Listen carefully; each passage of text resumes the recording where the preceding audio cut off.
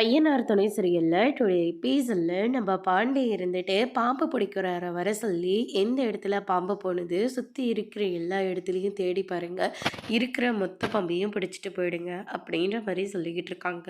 அதுக்கு அடுத்து தான் நம்ம சோழன் இருந்துட்டு இந்த வழியாக தான் அந்த பாம்பு போனது, அதனுடைய புள்ள குட்டி பொண்டாட்டி இப்படி சொந்த பந்தம் நிறைய பேர் இருந்தாலையும் எல்லாத்தையும் மொத்தமாக தேடி கண்டுபிடிச்சி பிடிச்சிட்டு போயிடுங்க, எவ்வளோ செலவானாலையும் பரவாயில்ல அப்படின்ற மாதிரியே சொல்லிடுறாங்க. சரி, டைம் வேஸ்ட் பண்ணாதீங்க, சீக்கிரமாக போங்க அப்படியே சொல்லிட்டு அவங்கள அனுப்பி விடுறாங்க. பாண்டி இருந்துட்டு சோழனவே பார்த்துக்கிட்டு இருக்காங்க. நீ என்னடா என்ன அப்படி பார்த்துக்கிட்டு இருக்க, வீட்டில் எவ்வளோ வேலை இருக்குது அப்படின்ற மாதிரி சொல்கிறாங்க. அதெல்லாம் சரிதான், எவ்வளோ செலவானாலையும் பரவாயில்லன்றியே, நீ என்ன கொடுக்க போகிற, நான் ஏன்டா கொடுக்க போகிறேன், நீ தானே கொடுக்க போகிற அப்படின்ற மாதிரி சொல்கிற உடனே பாண்டி இருந்துட்டு நான் கூட ஒரு நிமிஷத்தில் நீ தான் கொடுக்க போறியோன்னு நினச்சிட்டேன். ஏன்டா நான் உங்களை எல்லாரையும் ஏலகிரி மலைக்கு கூட்டிகிட்டு போனேன் தானே அப்படின்ற மாதிரியே சொல்கிறாங்க.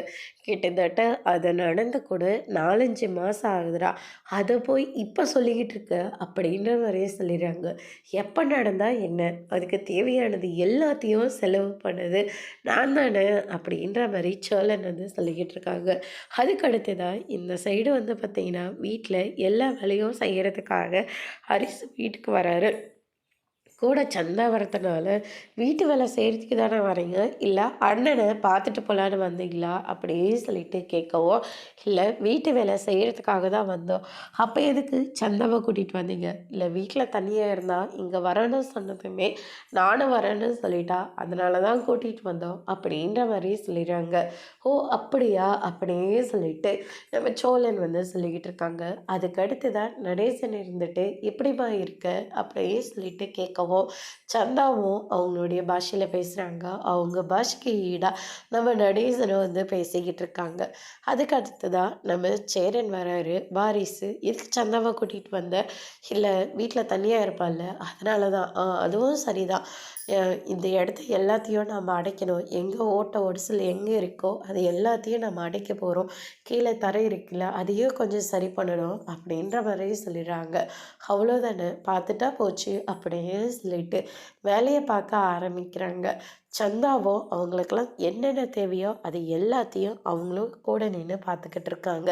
அதுக்கு அடுத்ததா சரி நான் இவங்க எல்லாத்துக்கும் டீ போட்டு எடுத்துகிட்டு வரட்டுமா அப்படின்னு சொல்லிட்டு சந்தா கேட்கவும், சரி வா, பால் எங்கே இருக்குது, டீ தூள் எங்கே இருக்குது, நான் சொல்கிறேன் அப்படின்ற மாதிரி சொல்கிறாங்க.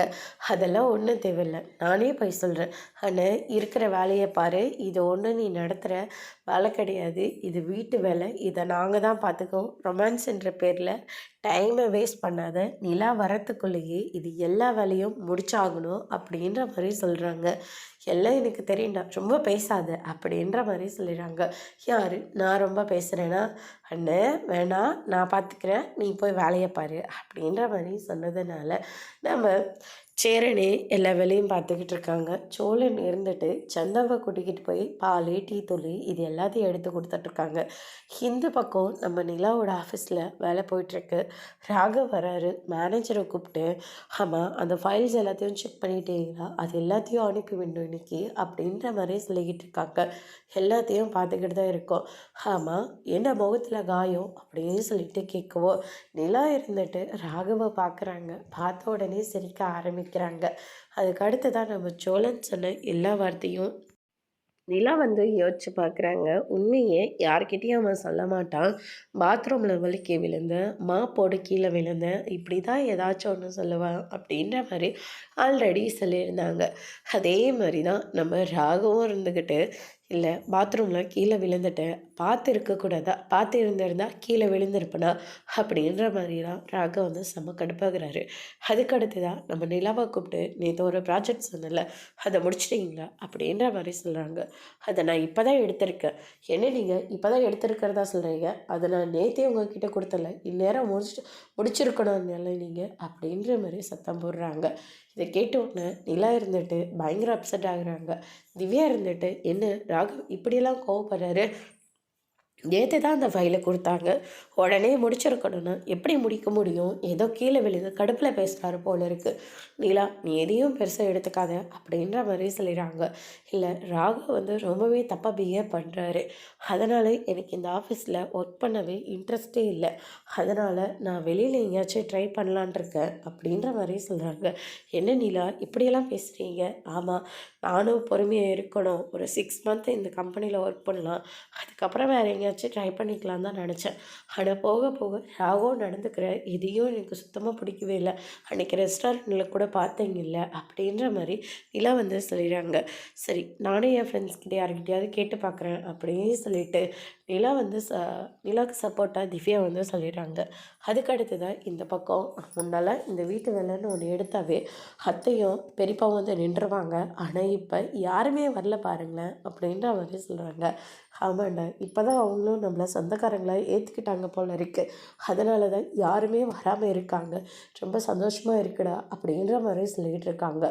அடுத்த நிமிஷமே அவங்க வந்து நிற்கிறாங்க. அவங்கள பார்த்த உடனே பயங்கரமாக ஷாக் ஆகுறாங்க. வாங்க பெரியப்பா, வாங்க அத்தை அப்படின்ற மாதிரியே சொல்கிறாங்க. யாரை சொந்தம் கூப்பிட்றீங்க? போனால் போகட்டும்னு சொல்லி அன்றைக்கி எங்கள் குலதெய்வம் கோயிலில் உங்களுக்கு அறிமுகப்படுத்தி வச்சோம். இப்போ என்னடா உங்கள் பையனுக்கு ஒன்றுன்னு நாங்கள் வந்து அங்கே நின்னோம். ஆனால் இப்போ என்னடானாக்க வீட்டு வேலை கையில் எடுத்திருக்கீங்க. இந்த வீடு உங்களுக்கு மட்டும் சொந்தம் இல்லை, எங்களுக்கும் சொந்தம்தான். வீட்டு வேலை கோர்ட்டில் இது கொடுத்துருக்காங்கல்ல, ஆனால் அதையும் மீறி நீங்கள் வீட்டு வேலையை யாரை கேட்டால் செய்கிறீங்க அப்படின்னு சொல்லிட்டு பயங்கரமாக சத்தம் போடுறாங்க. இந்த வீடு எங்கள் அப்பா எனக்காக எழுதி கொடுத்தது, தேவையில்லாமல் இங்கே வந்து பிரச்சனை பண்ணாத அப்படின்னு சொல்லிட்டு நடேசன் ஒரு பக்கம் சொல்லிகிட்டு இருக்காங்க. ஆமாம், பெரிய அப்பா உனக்கு மட்டும்தான் அவர் செஞ்சு கொடுத்தாரா? இந்த வீட்டில் இது எங்களுடைய வீடு அப்படின்னு சொல்லிட்டு பிரச்சனை பண்ணுறாங்க. உங்களை என்ன பண்ணுறோம் பாருங்கள் அப்படின்னு சொல்லிட்டு நேராக போலீஸை கூட்டிகிட்டு வந்து நிற்கிறாங்க. போலீஸ் இருந்துட்டு கோர்ட்டில் ஜட்ஜ்மெண்ட்டையும் கொடுத்துருக்காங்க. அதையும் மீறி இங்கே எதுக்காக நீங்கள் வேலை பார்த்துக்கிட்டு இருக்கீங்க? போனால் போகட்டுன்னு இவங்க தான் உங்களை தங்க வச்சுருக்காங்க. ஆனால் இவங்களவே அடிக்கிறேன், வெட்டுவேன், குத்துவேன்னு சொல்லி பிரச்சனை பண்ணியிருக்கீங்க அப்படின்னு சொல்லிட்டு போலீஸ் வந்து பேசிக்கிட்டு இருக்காங்க. நடேசன் இருந்துட்டு உன் பொண்ணு வீட்டுக்கு நேராக போனேன்னு வச்சுக்கோங்க, வாழ்க்கையே முடிஞ்சிடும், தெரிஞ்சுக்கோ அதை முதல்ல. போனால் போகட்டும்னு சொல்லி உன்னை விட்டா நீட போலீஸை கூட்டிகிட்டு வந்து இங்கே பூச்சாண்டி காட்டிகிட்டு இருக்கியா? இதுக்கெல்லாம் பயப்படுறாள் நான் கிடையாது அப்படின்ற மாதிரி சொல்லிடுறாரு. அதுக்கடுத்து தான் வந்து பார்த்திங்கன்னா இந்த வீட்டில் யாருமே இருக்கக்கூடாது, மொத்த பேரும் எடுத்து வெளியே விடுங்க அப்படின்ற மாதிரி சொன்னதுனால நடேசன் ரொம்பவே கோவப்பட்டு அண்ணனு கூட பார்க்காம அவரை அடிக்கிறதுக்காக போகிறாங்க. கல்லை தூக்கி தலைமையில் போகிறதுக்காக போகிறாங்க. கஸ்தூரியை பிடிச்சி கீழேயும் தலையை விட்டுறாங்க. ஏன்பா இப்படிலாம் பண்ணிகிட்ருக்கீங்க? கொஞ்ச நேரம் அமைதியாக இருங்க, நாங்கள் பேசிக்கிறோம் அப்படின்ற மாதிரி சொல்லிக்கிட்டு இருக்காங்க. அதுக்கு அடுத்ததாக நாங்கள் பண்ணது எல்லாமே தப்பு தான். வெளியே போக சொன்னேன், நாங்கள் எங்கே போகிறது? எங்கேயாச்சும் போங்க. கோர்ட்டில் இந்த வீடு தீர்ப்பு வர வரைக்கும் எங்கேயாச்சும் வெளியிலே தங்கிக்கோங்க. வீட்டை பூட்டி நாங்கள் சீல் வைக்க போகிறோம் அப்படின்ற மாதிரி ஒரு பக்கம் சொல்லிக்கிட்டு இருக்காங்க.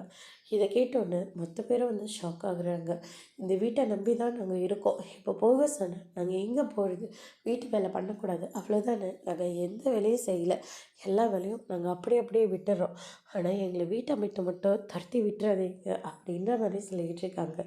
இதுக்கு மேலே உங்களை நாங்கள் பாவம் பார்த்து இங்கே வச்சுட்ருக்க முடியாது. வேலையிடனா எங்களை கொல்றதுக்காக வரேன், என் பொண்ணை வாழ்க்கை அழிச்சிட்டு மிரட்டிகிட்டு இருக்கான். உங்களை நான் பாவம் பார்த்து இந்த வீட்டில் இருக்க வைக்கணுமா? அதெல்லாம் என்னால் முடியாது அப்படின்னு மாதிரி சொல்கிறாங்க. உங்களுக்கு என்னென்ன பொருள் எடுக்கணுமோ எடுத்துக்கோங்க. வீட்டை வந்து கோர்ட்டில் தீர்ப்பு வர வரைக்கும் இந்த வீட்டில் நாங்கள் சீல் வைக்க போகிறோம் அப்படின்னு சொல்லிட்டு முடிவெடுக்கிறாங்க. அதோடு இன்னைக்கான எபிசோட் முடிச்சிருக்காங்க. இனி ஐயனார் துணியில் அடுத்தடுத்து என்னெல்லாம் நடக்க போகுதுன்றதை வெயிட் பண்ணி பார்க்கலாம். தேங்க்யூ.